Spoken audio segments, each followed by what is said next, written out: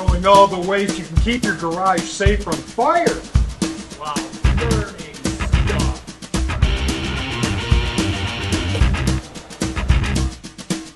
Hola! I'm Mike, the backyard mechanic, and my garage is a fire hazard. How does that guy keep working himself into my videos? More specifically, the hole I put in my ceiling removed the sheetrock, and sheetrock is a fire barrier.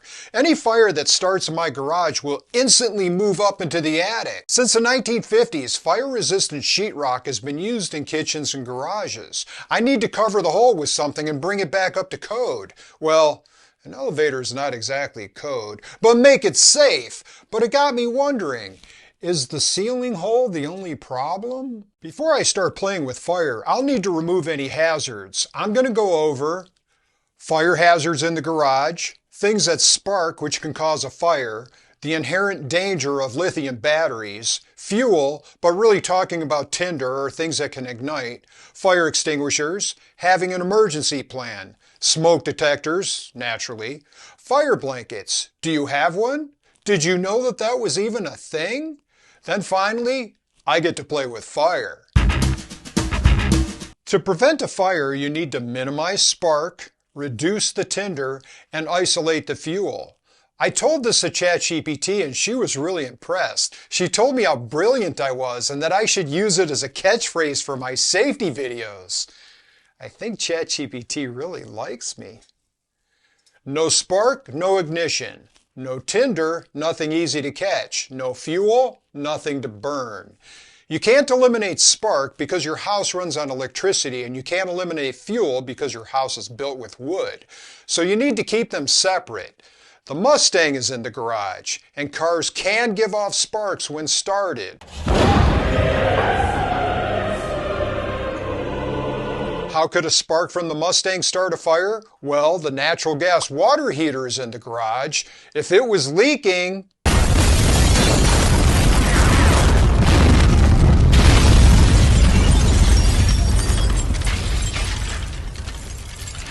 notice I didn't call it a hot water heater. Why would you need one of those? The water's already hot. Okay, this isn't an 80s movie, and a leaking water heater won't ignite your house like a diesel fuel bomb going up in a ball of flames. But it would still be very dangerous. Because the garage has so few outlets, the result is this. I call it spaghetti night at an Italian restaurant. The circuit breaker protects the wires in your walls from overloads and short circuits by interrupting the electrical flow when it detects too much current. This particular circuit is also protected by a GFCI. A ground fault circuit interrupter protects against electrical shock by rapidly shutting off power when it detects a ground fault, an uninterrupted path for electricity, such as through a person's body or a wet surface. And this is also a surge protector. A surge protector safeguards electronics from damaging power surges caused by events like lightning strikes, appliance cycling, or power grid fluctuations. So I'm protecting the wires of my walls with a breaker, my tools with a surge protector, and I'm protected from shock by the GFCI. None of this prevents sparks. This is where an AFCI comes in.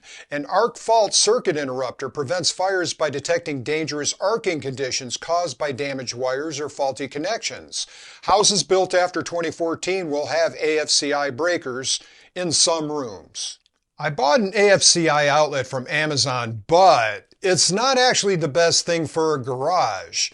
It can cause frequent nuisance tripping because power tools, especially those with brush motors, create electrical arcing similar to the faults an AFCI breaker is designed to detect. So I'm not going to replace this outlet, but probably add another one right below it and use one for power tools. What I plan to do is replace that outlet with an AFCI, install a GFCI outlet below it and another in the ceiling, and run them through a switch circuit. That way at night I can kill the power along with the lights. But currently, no pun intended. To help reduce the spaghetti mess, my ceiling outlets for the garage door openers run on a different circuit, so I can run my large power saw on an extension cord dropped from the ceiling. It's pinned to the ceiling and wall, so it's not hanging in the middle of the room. We'll talk about that sawdust in a minute. Lithium batteries are becoming the most common reason for garage and house fires. Yes, they can catch fire, and as you may have heard from news reporting on EV cars, lithium fires are incredibly difficult to put out. Batteries can ignite for a variety of reasons. Extreme temperatures in garages, especially heat, can accelerate degradation and increase the risk of thermal runaway. Exposure to water or high humidity can rapidly deteriorate lithium batteries, leading to overheating, gas release, and potential fires or explosions. Damaged batteries, whether from dropping or other impact, can be more prone to failure. Using incorrect or defective chargers or charging a battery beyond its capacity can cause it to overheat or enter thermal runaway. Fortunately, I've eliminated most of the problems. My garage is temperature controlled. Watch my video on how I installed a mini split. That AC also reduces humidity and my batteries are kept away from water. All of my chargers are factory compliant and have an auto shutoff so they don't overcharge. There are a couple of problems that should be addressed. I'm using third-party batteries for my 12-volt Milwaukee tools. Hey man, they're a quarter the price. The chargers are sitting on this cardboard box. It's better that they are on a metal shelf or a cement floor. I also have a bunch of rechargeable work lights. These probably are not robust enough that they have auto shutoff. I charge them on my metal workbench, but I have to be diligent to not leave anything flammable nearby. Fuel for fire is the hardest part since, as I mentioned, the house itself is fuel. The first step is to eliminate tinder. Now we can talk about this sawdust that's all over the floor and plug strip. As a highly combustible material, even small sparks from electrical wiring can ignite accumulated sawdust. And I have that plywood there for kindling. Until researching fire safety, I would leave that sawdust on the floor for days. Now I clean it up immediately, or after shooting a video. A dust collection system would be ideal and also keep me from inhaling this mess. Maybe I can afford one, if this video does well. After doing an oil change, I'll wrap the used filter in a plastic bag and throw it in a box and keep them there until I get a chance to take it to the auto parts store for recycling. These bags I use leak and this box is soaked with oil. I don't need this box catching fire and spreading to the used oil containers. That thing was out of control. It's in the garbage. I bought this little metal trash can with a lid that I'll use for old oil filters now. I have other cardboard here that I put under the car to keep the floor clean. These are fine. They're kindling, not tinder, but when they get oil on them, they need to go in the trash. Speaking of trash, I have a trash bag full of trash bags sitting on the floor. Why do I have this? I'll let you guys guess. Leave a comment. Why would someone have a trash bag full of trash bags? It's not only unsightly, it's a fire hazard. I'll store them in the cabinet in the house. Flammables. The good news is I have these neatly stored. The bad news is they should be stored in a fireproof cabinet and those suckers are expensive. It's hard to cheap out on them too. The Amazon reviews are atrocious. So a fireproof cabinet is on my wish list, but in the meantime, I've managed to hoard a lot of partially full spray cans over the years. It's not worth the risk. Most of these need to be thrown away. I had several stored in this box, but they should be stored upright to prevent leakage. So the plan is to reduce the amount, store them upright, and keep them in this cabinet, which, while not fireproof, does have ventilation so fumes won't accumulate. I bought this fire extinguisher about 14 years ago. The date should be on the bottom, sometimes as a code. This one just says, old. I think that's what's stamped on my bottom. I don't even know what it's rated for, but no matter, fire extinguishers expire after 10 to 12 years. This one came with the house. It's 6 years old and it's a 5 BC. What do those numbers mean? The 5 indicates that it can put out a fire that is 5 square feet. I just bought a... what? Who stole my 10 BC, which will do 10 square feet? They also rate fire extinguishers in pounds. The 10 is adequate for most cases, but with my garage doubling as a workshop, I really shouldn't have a 10 rating. I should have 10 pounds. A 10-pounder will spray 20 feet for 30 seconds. It could extinguish my entire garage. It also should be an ABC, not just a BC. What do those letters mean? Class A is for ordinary combustibles like wood, paper, cloth, and plastics, which is a lot of what's going on in my garage, not just. Class B, which is for flammable liquids such as gasoline, oil, and paints. Class C is for fires involving energized electrical equipment, which basically uses an agent that does not conduct electricity. Class D is for fires in combustible metals like magnesium and titanium. You'd want this if you worked with lithium batteries, or I don't know, if you have an EV in your garage. Jeff. Class K are fires in kitchen appliances involving cooking oils and fats. You can get this inexpensive 2-pack in your kitchen. So I'm going to buy this 10-pounder and have 2 located in different points in my garage. It would really suck if the fire started like right by my fire extinguisher and I couldn't get to it. Speaking of not being able to get to the fire extinguisher, have a plan. Hold on, don't skip this part. I know you learned about fire safety in 3rd grade, but have you thought about it since? And do you, I don't know, possibly live in a different house? For example, if the fire is outside your bedroom door, do you know how to open the window? Have an escape plan.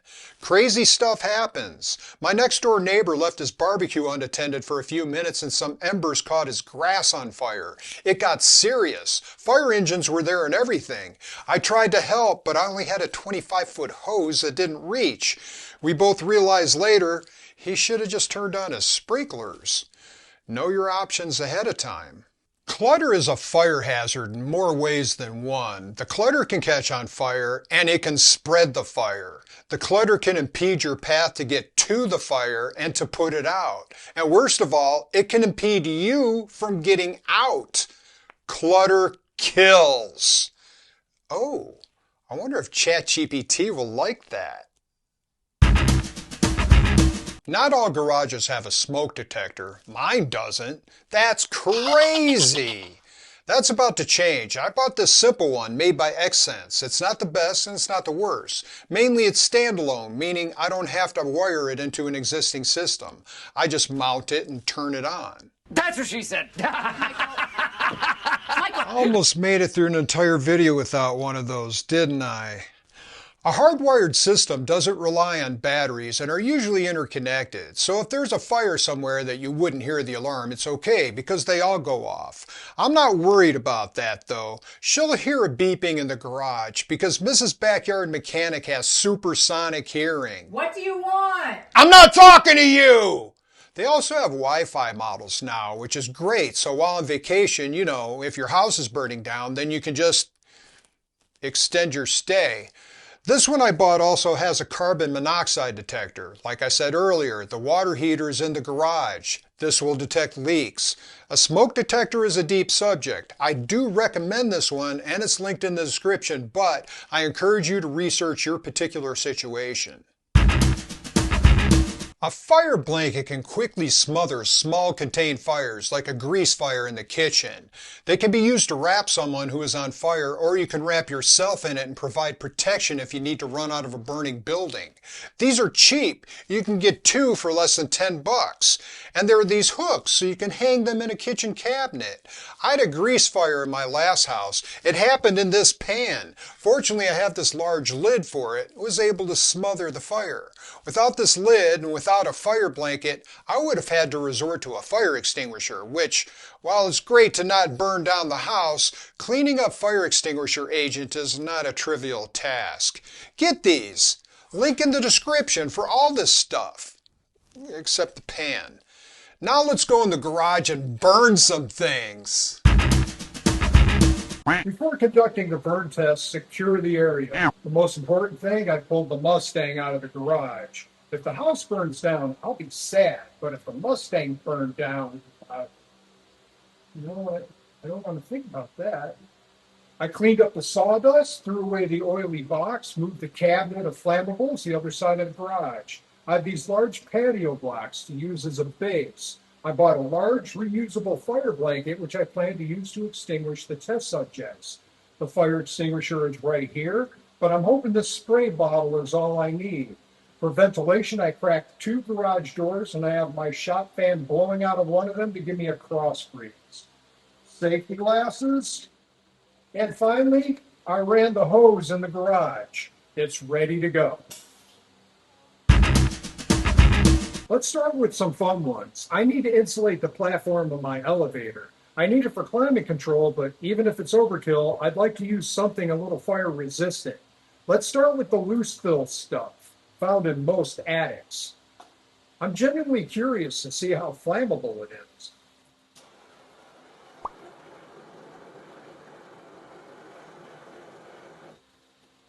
That's what you'd be hoping for. It does not ignite, it just kind of smolders.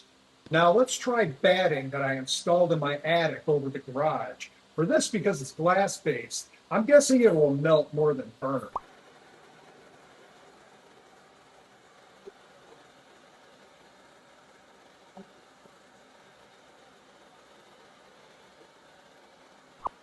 Not exactly like cotton candy, but kind of like glass based cotton candy. Now the foam insulation that I used in my garage doors. I'm genuinely worried that I may have built myself a house of straw.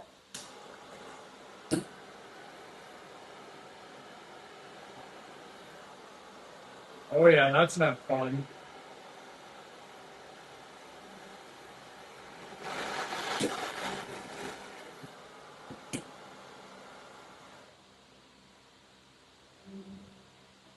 I'd call that a fail. That smells like burning plastic. You know, like when you used to burn your model cars after you built them. Finally, for this section, what I plan to use in the platform that I bought from Home Depot is this fire-resistant insulation that's used for kilns. I'm guessing that it'll turn black and have some embers, but won't otherwise do much.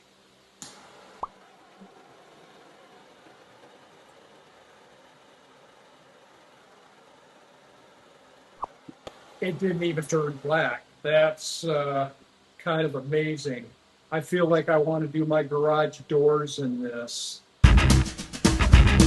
This is the drywall from the hole in my ceiling. This should be X-rated. Like my upcoming video, Mike the Backyard Mechanic in the raw, trying to get that view count up. I don't expect this to do anything but turn black.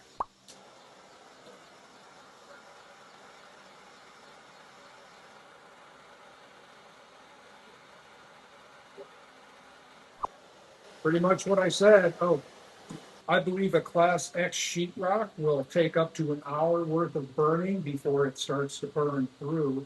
Whereas there's another class, I think it's C, that will go for 2 hours. Now for my secret weapon. I got this fire guard wood stain for raw wood. This piece of 1/4 inch plywood was given 2 coats. It was also primed and painted. I'm hoping this will hold up. Otherwise, I'll have to scrap this plan and go with the X-rated drywall.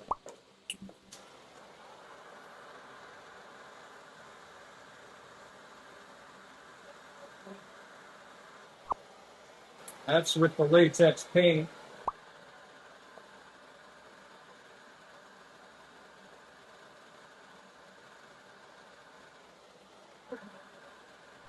I torched that pretty good. That turned into basically charcoal, but it didn't catch on fire. I'd call that a success. I hadn't planned on this, but I thought I better get a control or a baseline. That held up really well, but how will untreated plywood hold up? Safety first.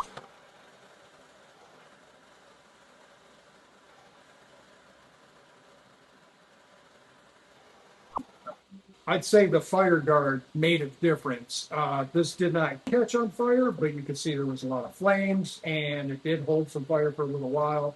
I'm not a fire expert. I would say that this is not at all fire resistant. I'll be using 1x4 moldings around my hole. I'd like the area around my hole to be fire resistant. This is also stained twice and partially primed and painted.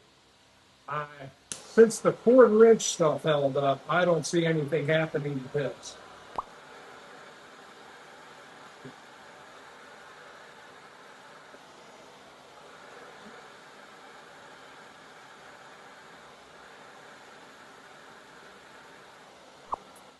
I expected it to hold up a lot more than that. The stain didn't seem to work as well on this. The 1/4 inch plywood was more absorbent. The paint is flammable. I didn't expect latex to be flammable, but I can learn. That's why we do tests. This is untreated OSB. It's the base of my platform, and my attic is floored with it. It's not technically fire resistant, but I'm guessing that the glue has some properties that are not flammable. And because of the glue, I can't use the fire guard on it. So let's see what happens.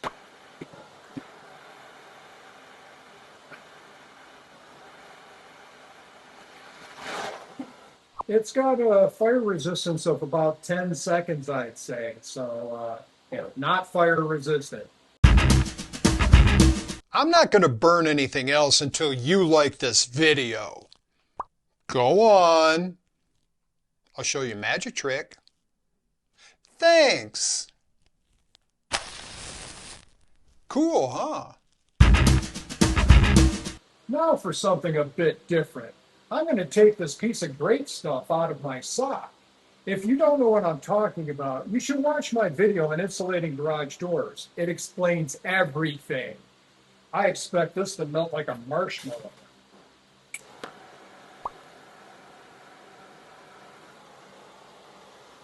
And even be like tinder. First time I have to use this. That's flammable.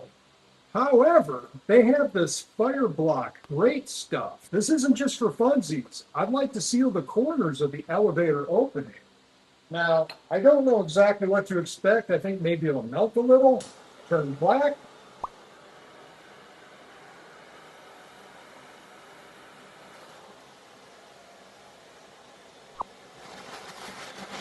That's not a lot better than great stuff, is it?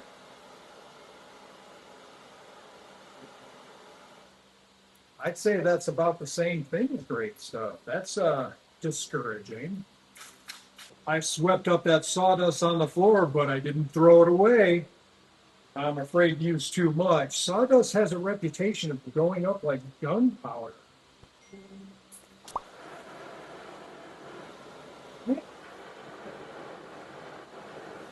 Not as tindery as I expected. If I was on Survivor and trying to start a fire with that, I'd be really disappointed. Have you ever wondered what dog hair will do? Is drive shaft a fire hazard?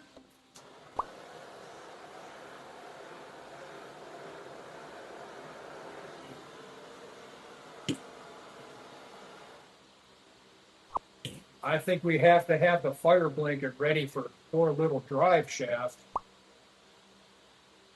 Oh, that smells worse than wet dog.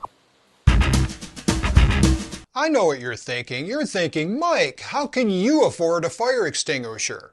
Well, I can't afford not to afford one, and neither can you, by the way. But I plan to pay for it with my new job as a dog groomer. I practiced on drive shaft. I think I'll like this job. I could do it in my sweatpants and slippers. What is Socket doing? Oh my God, that's so weird. And Socket is doing it too. Oh, sorry, that's 10mm socket and that's 1/2" socket. Where are you going with that, Socket? Socket, you're such a ham. Wow, this makes a mess. I didn't know grooming would require so much cleaning. Do all dogs have this much hair? Speaking of dogs, Crazy Dog t-shirts. Crazy Dog is my sponsor. At least they will continue to be if you buy something from them. Like this dog t-shirt. Who doesn't like dogs? Hey, this is my last shirt. No, this is not a drill. I need more shirts. Did I sell enough to justify a new order? You have bought something, right? And used my code MikeMec20 in the description? Do I have to beg? Like a dog? Like a crazy dog? Of course not. Buy a shirt. Like this one. Don't even wait for, oh, I've got a fan online. Hey, fan. Did you like the video? You know, I thought I was hearing the smoke detector beeping constantly, over and over. It was so annoying. Then I realized it was your video. Thanks, fan. Hey, I'm here every Wednesday, noon, Eastern Time. Did you know that? I don't think you knew that. Stay tuned while I improve the safety of my elevator. In the meantime, watch how I installed an AC and leave a comment telling me if I did it right. And watch, I don't know, whatever shows up over there. 9 videos in a row. Seriously, I'm here every Wednesday. Like Veronica Mars. She came on Wednesdays. That's what she said. Well, I feel safe now. Safe from any more of your safety videos. Did that extinguisher only work on fires? Because it looks like it worked on the video as well. Did you consider burning this video?